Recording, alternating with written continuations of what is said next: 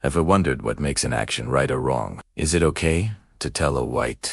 What about big decisions that could change lives? Welcome to the fascinating world of ethics, the study of how we should live.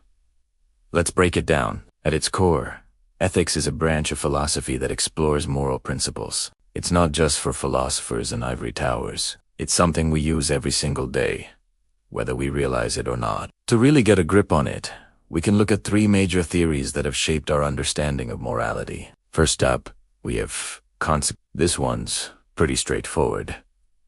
An action is judged by its consequences. If your action leads to a good outcome, then it was a good action. The most famous version of this is utilitarianism, which says the best action is the one that produces the greatest happiness for the greatest number of people. So, under this view, lying to save someone's life isn't just okay.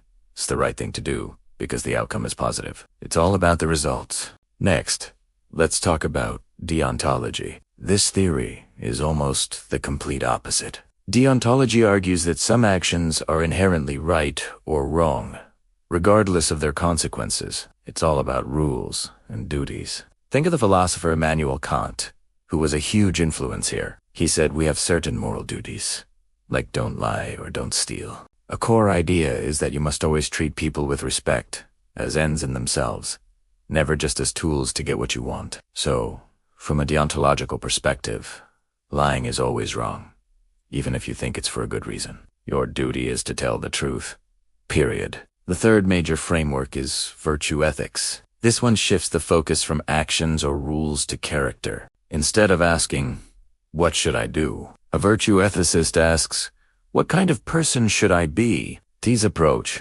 inspired by ancient Greek philosophers like Aristotle, emphasizes developing good character traits, or virtues. Think of things like courage, honesty, compassion, and wisdom. The idea is that if you cultivate a virtuous character, you will naturally know how to act in any given situation. A good person just does good things. So we have these big theories.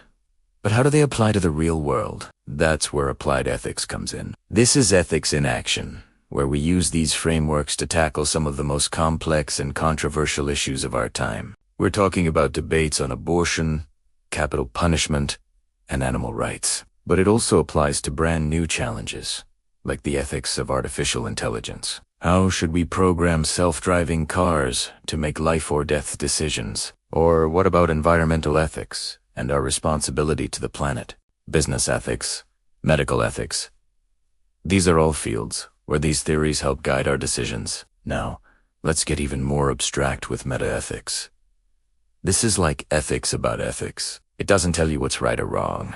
Instead, it asks fundamental questions about the nature of morality itself. For example, what does the word good even mean? Is it a real property of the world, or just a feeling? Are moral values universal, true for everyone, everywhere? Or are they relative to culture? This brings us to the idea of moral relativism, which suggests that what is considered right in one society might be considered wrong in another. This challenges the idea of universal human rights and forces us to ask whether there are any moral truths that apply to everyone. Finally, ethics is most powerful.